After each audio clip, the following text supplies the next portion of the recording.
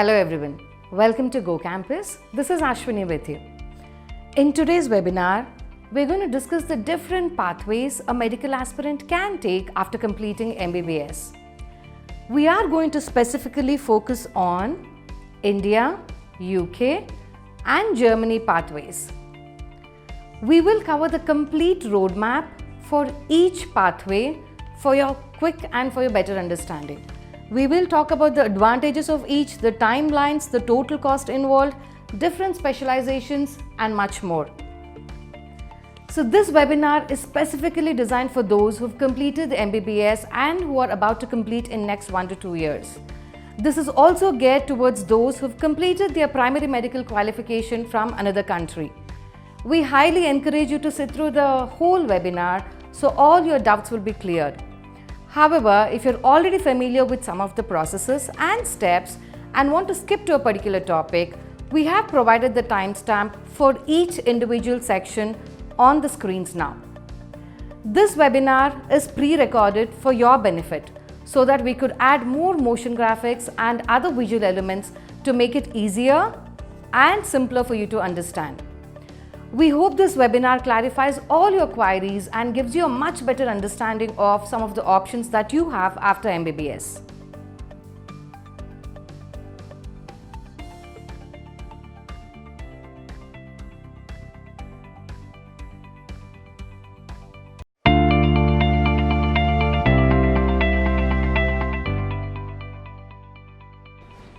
So let's begin with India. To do your medical PG in India, you can give following exams: NEET PG, PGI, AIIMS, NIMHANS, JIPMER and so on. Since the large majority of candidates attempt the NEET PG exam, we're going to completely focus on NEET PG in this particular webinar. The NEET PG 2020 exam results will be declared by Jan 30th. Students who qualify the exam will go forward with the counseling process.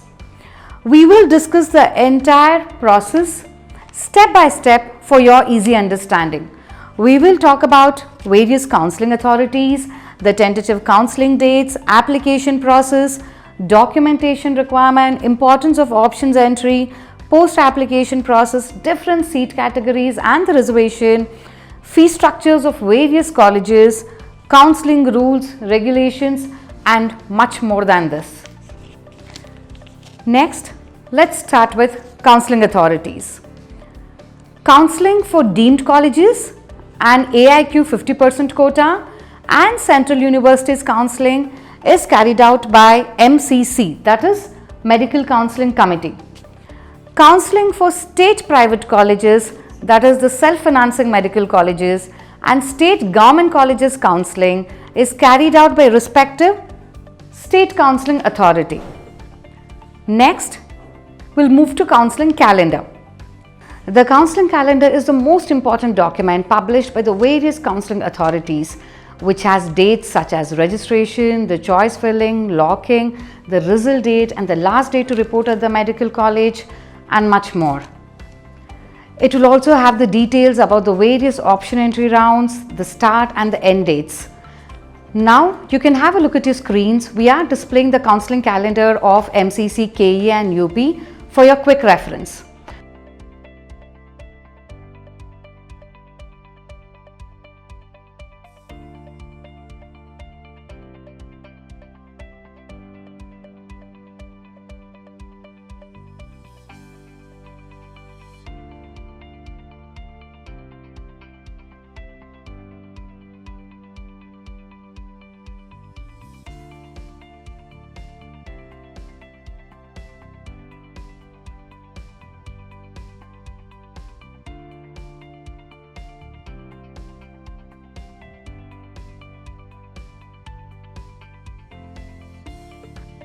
So this is all about counseling calendar.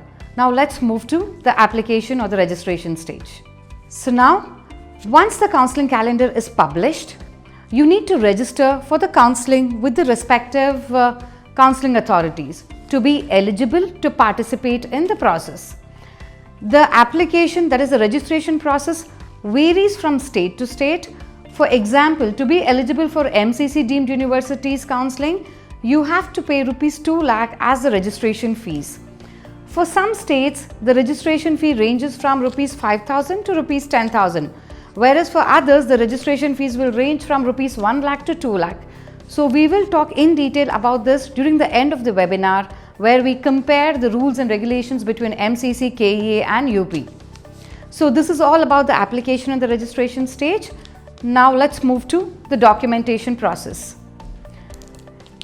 In certain counseling authorities, candidates need to undergo what's called as an in-person verification process, which means you have to physically go in front of the counseling authority and produce your original documents for the verification process. So for example, to be eligible to participate in MCC counseling, you don't have to undergo in-person document verification process. After paying the registration fees, you are eligible to participate in the counseling rounds. Only to apply for the NRI or for the NRI sponsored category, candidates have to send all their documentation to MCC for approval. Only the approved candidates can participate in the option entry rounds for the NRI seats. These candidates can, however, select management seats in their option entry rounds without this approval process. So next example, Karnataka, Andhra Pradesh and Telangana.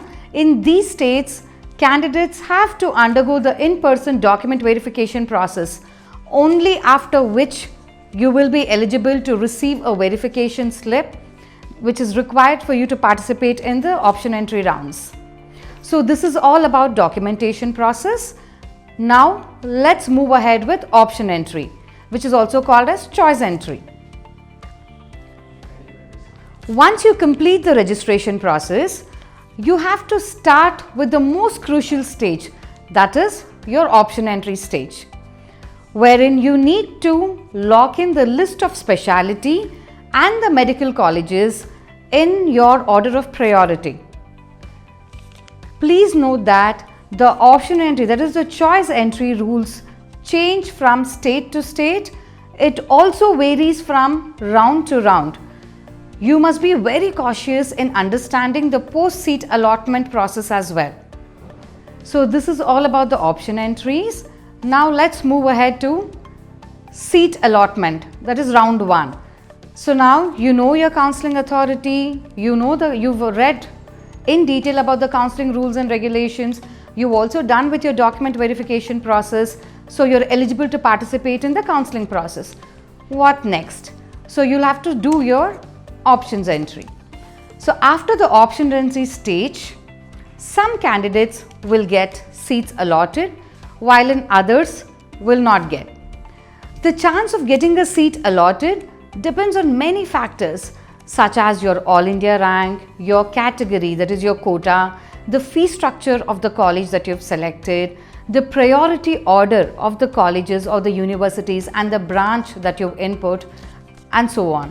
So those who are allotted have 3 options in front of you. You've got a seat allotted. So if you're very happy with the seat and you want to go ahead with the process, you can complete your joining formalities. Go report in the respective college, finish your joining formalities. Perhaps if you're not happy but you're just satisfied with the seat which is allotted to you, you always have a right to go with the upgrade option. So you select your choice 2. Again here, each counseling authority has a different rule for you to go with the upgrade option. Now the next option that you would have in front of you is, the seat is allotted to you but you're not at all happy, you don't want to go forward with the seat, then you can resign. So now suppose if you're dissatisfied and you're looking for a better seat allotment, then you can always resign from the seat allotted and go forward with the next. So now we'll move to round 2. So the candidates who were not allotted any seat till now, those who chose the upgrade option in the previous round, and students who resigned from round 1 allotted seat as per the respective counseling authority guidelines can participate in round 2. So next, let's move to mop-up or stray round. The next rounds are called as the mop-up and the stray vacancy rounds. The rules in these rounds vary quite a lot between the various counseling authorities. We are going to explain the rules and regulations of these rounds by taking a few examples. we're going to talk about MCC, KEA and UP counselling process and guidelines. So in most of the states, the mop-up round is conducted face-to-face at the respective counselling centres. So you can have a look at your screens now to see the differences between MCC, Karnataka and UP counselling process.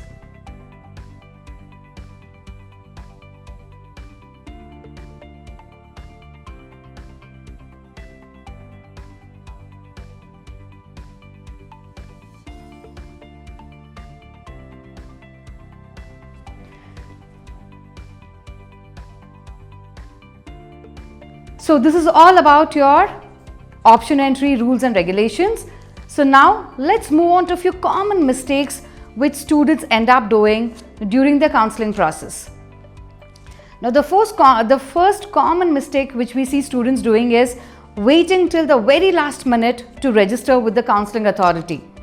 During this time, there's usually a lot of online traffic and this might lead to failed payments and slow the website loading speeds. So if you don't register now, there are some counselling authorities which will not open for every round. You'll have to wait again till the mop-up round. So once the seats are gone, you cannot get back the seat, right? So it's very important for you to register for the counselling process when the registration window is open. Candidates can generally register with multiple counselling authorities to be eligible to participate in their respective counselling rounds. So many students are not aware about this process and they generally have impact that they're only eligible for their state and MCC. It's not that. There are many open states where as an outsider you are eligible to apply. Like Karnataka is an open state. When it comes to Andhra Pradesh and Telangana, you can apply for their B category seats. You can look at Uttar Pradesh, Rajasthan and even Puducherry, you are eligible to apply. So it's very important for you to know where else you can apply to be a part of the counselling process. Again, we see a lot of candidates are not aware of their own minority reservations which can be used to get a better seat allotment. For example, in Karnataka, we have reservation categories both for linguistic and religious minorities.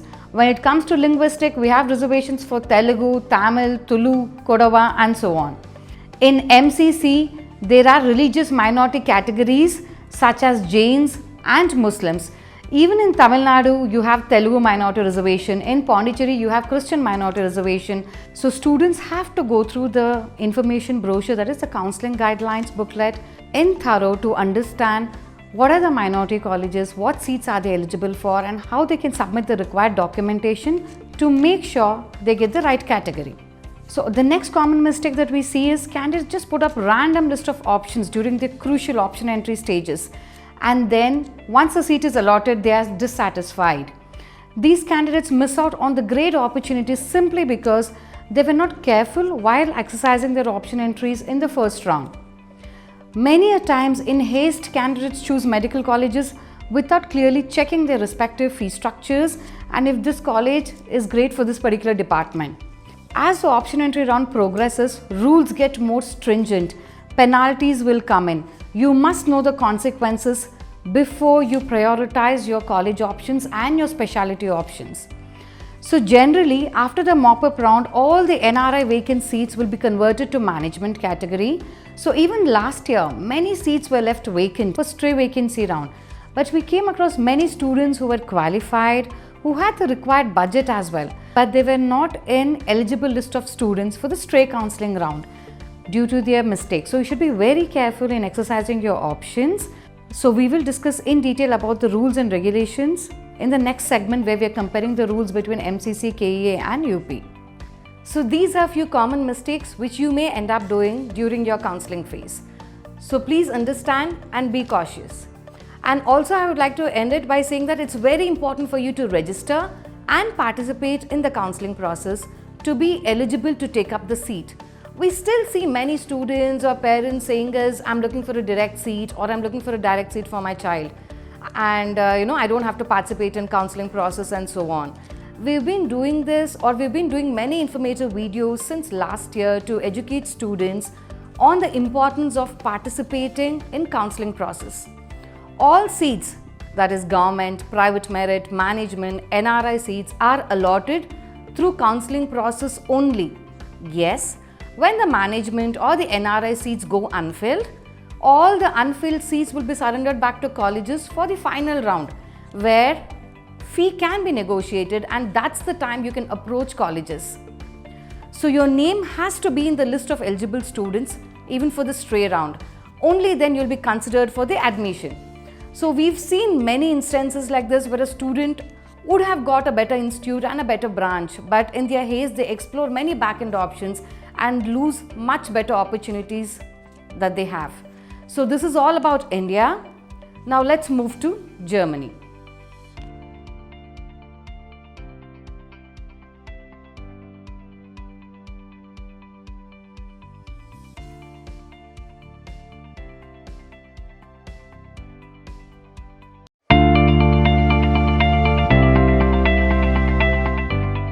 So that's all about India.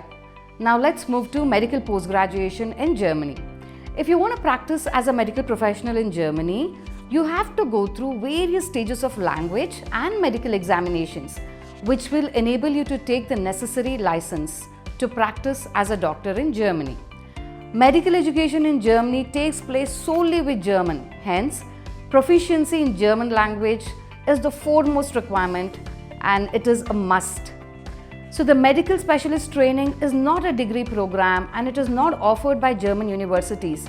During the training, you work as a doctor in full-time employment at a doctor's practice, a university clinic, a medical center, or any other institution authorized to provide full-scale medical treatment. The following table offers an overview of the structure of medical education in Germany, starting from undergraduation till specialization. You can have a look at your screens now.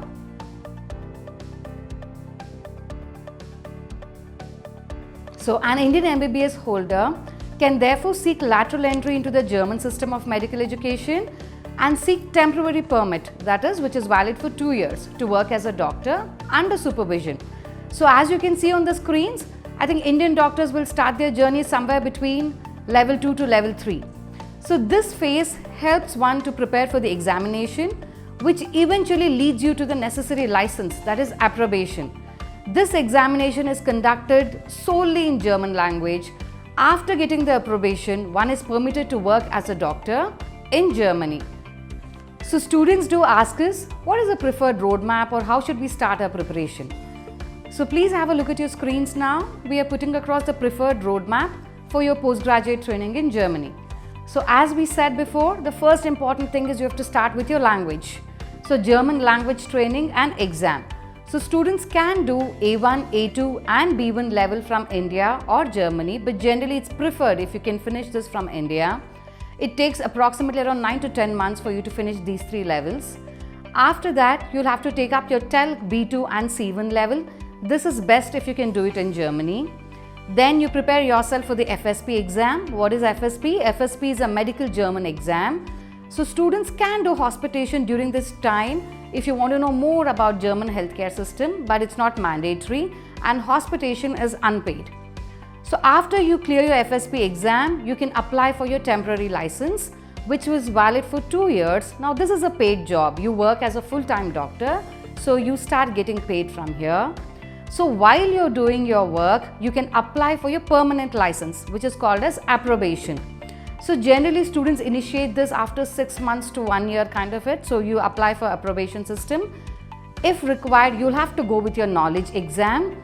So approbation is nothing but you're applying equivalency of a medical degree in Germany.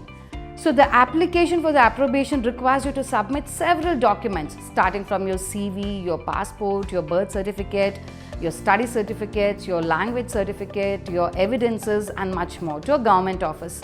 So there are 16 states in Germany and the offices in different states operate in different ways.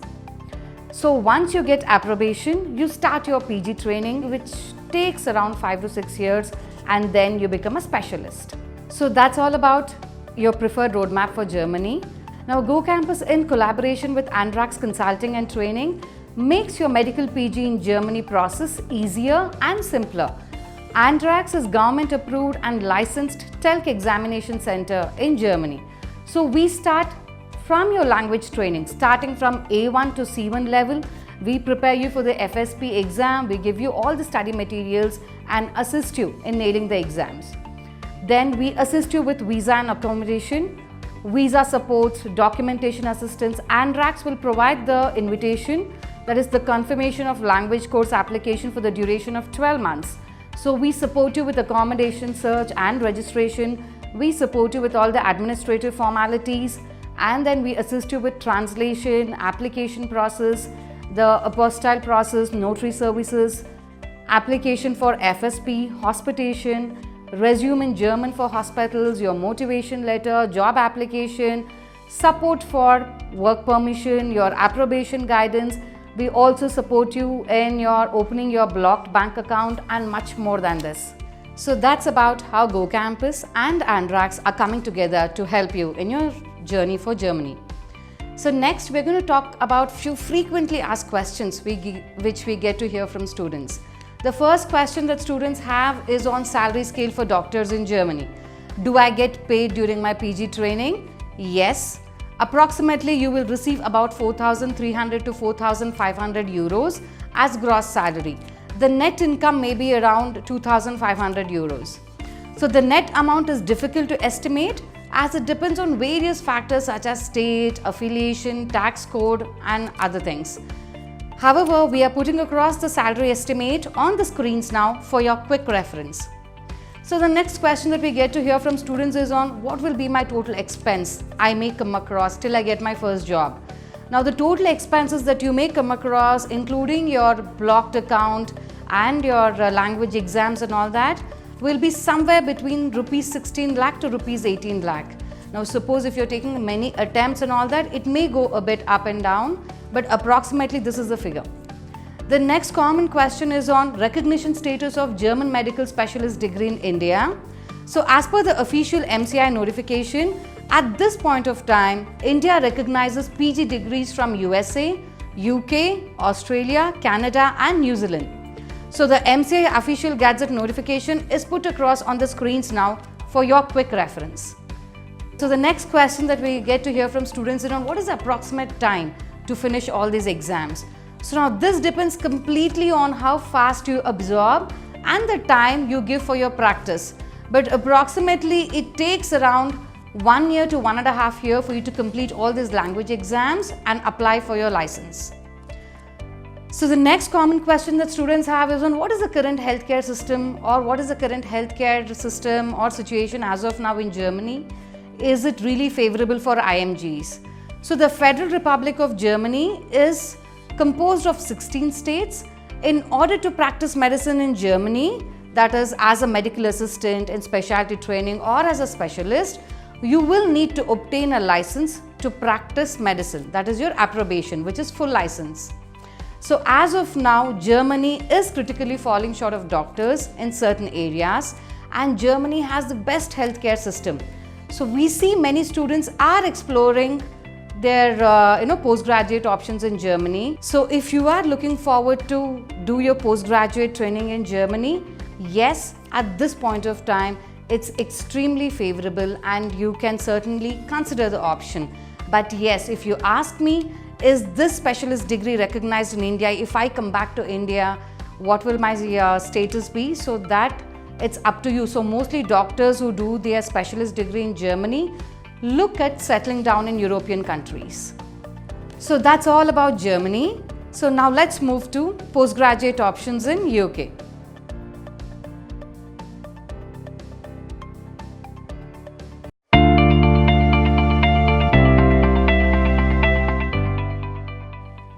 So that's all about Germany. Now let's discuss on postgraduate options in UK.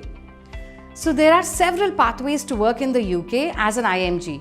If you want to be a UK recognized specialist consultant, then you need to be on the GMC specialist register. The popular routes are CCT and CESR. What is CESR? That is CESR. It stands for Certificate of Eligibility for Specialist Registration and it is the route to specialist registration for doctors who have not completed a GMC approved program but who are able to demonstrate that their specialist training qualifications and experience are equivalent to the requirements for the CCT, that is Certificate of Completion of Training Award. So this path is best for doctors who've completed their postgraduate training or DM, MCH in India. So these doctors who've already done their specialty training and who've worked in that particular specialty for a couple of years, you can apply to UK under CSER route. So the next common route is CCT. So if you enter UK training in the first year and complete the entire training program, then you will be awarded a Certificate of Completion of Training, that is CCT. So this is the most common and popular route. Opportunities for IMGs in UK. So many doctors do ask us, is this the right time to consider UK option? Yes, this is the best time to move to UK. I don't think UK has ever been so favorable like how it is now. Many rules have changed, many regulations have changed. I think if students are not aware, just I think 2 to 3 months back, UK announced a very big change in Medical Specialty Recruitment Handbook 2020, where they clearly said that whether you're an IMG or not an IMG, all students can fight for every specialty in each recruitment round. So that's a very big change. So now IMGs don't have to wait for round 2. You can fight for the specialty right from round 1. So UK is best. So you can certainly consider moving to UK for your postgraduate training. So next we're going to talk about what are the different types of training programs available in UK. So the different types of training programs are run-through program, uncoupled training program and GP training. So what is a run-through program? For some specialties, the training is through a run-through program. You only have to apply once at the beginning of the program and you are recruited for the full duration for the specialty training. That is, specialties like OBG, pediatrics, neurosurgery are run through in UK, which means you start from ST1, ST2, ST3, ST4, so you go till ST7, ST8 level. From the beginning, you're there in the same specialty. Every year you progress. So that is about the run-through program. So next, uncoupled training program. So there are a lot other specialties which consists of first you're doing core training and then competitive entry into higher specialty training. So these are called as uncoupled programs. So now let's discuss on different pathways available to do your postgraduate training in UK. So the most common and the most popular path is PLAB. So we are going to talk in detail on PLAB pathway. So what is the first step towards your PLAB exam? So the first thing is you'll have to prepare for English proficiency exam. You can take up either IELTS or OET. Once you clear your English exam, you'll have to register for your PLAB 1 exam. PLAB 1 happens 4 times a year. That is March, June, September and November. So the rush is so much that this year, even for June, the test slots are not available in India. Once you clear your PLAB 1 exam, you'll have to start working on your visa and documentation process. So while you're working on this, you can do your EPIC verification of your PMQ. So once you get the visa, you have to go to UK for your PLAB 2 exam. Once you clear your PLAB 2, you'll have to do your GMC full registration, after which you apply for jobs, prepare well for your interviews. So once you get a job, once you get the COS, you come back to India and apply for your Tier 2 visa. So once you get your Tier 2 visa, relocate to UK. So when students find it tough to get a training job in the beginning, many IMGs start working with non-training posts, build the required competencies and then apply for the training jobs.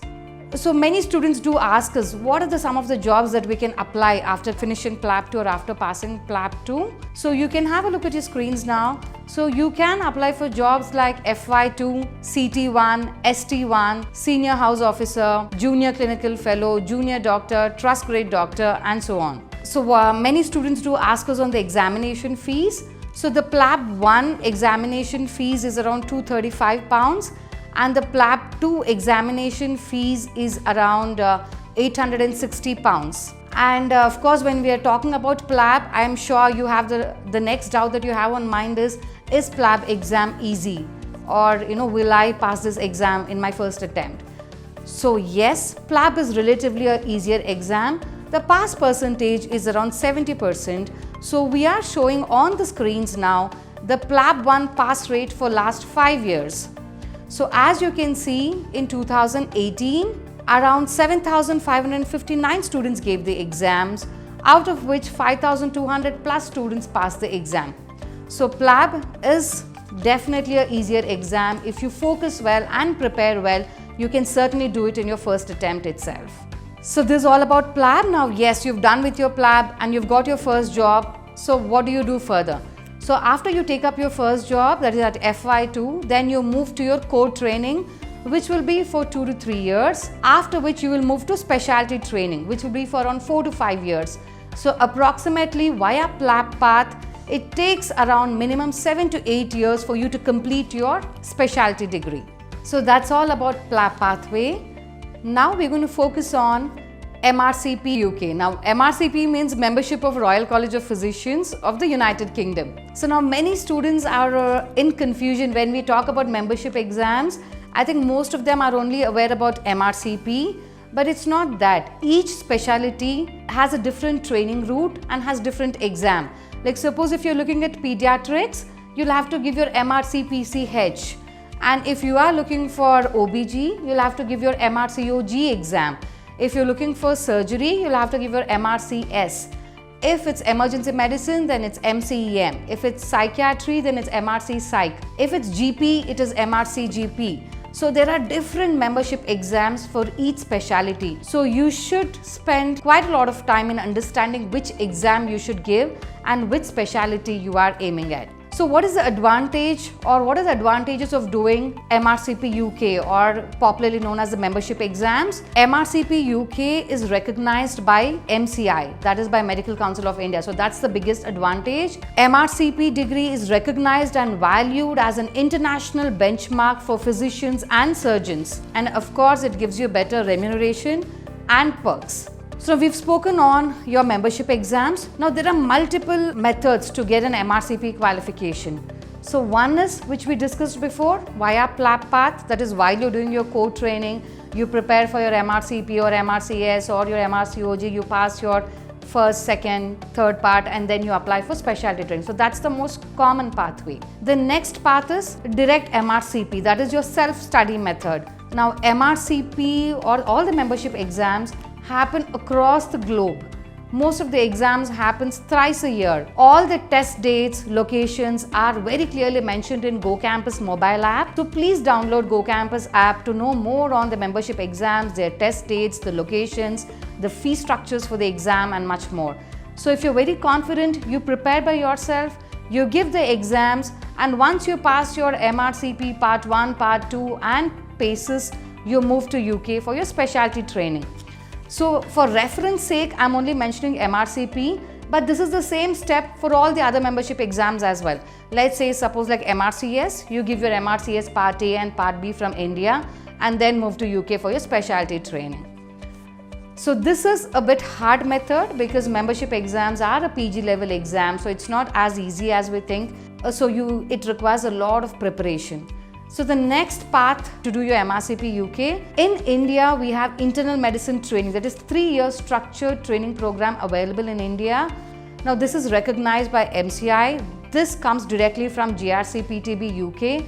This is a work plus study option. This is a UK supervised course. You get monthly stipend and this program is equivalent to core training students in UK. So in India, we have 3 hospitals who are currently at accreditation level 3 and who are currently providing this program. But there are very limited seats. I think some hospitals have just 16 seats and a hospital has just 20-25 seats. Again, some hospitals it is biannual intake and in some hospitals it is just yearly once intake. So students who want to know more in detail about this 3-year IMT structured 3-year training program in India, you can certainly contact us later. Now we are putting across on the screens now the international test centers for membership exams. This is just for your reference. I mean, as I said, all these details are there in our app. You can certainly download and have a look at it. So the next common question that we get to see is MRCP exam easy or tough? So again, this is also for your quick reference. We are putting across on the screens now the pass percentage of MRCP Part 1, Part 2 and PACES. So you can have a look at it.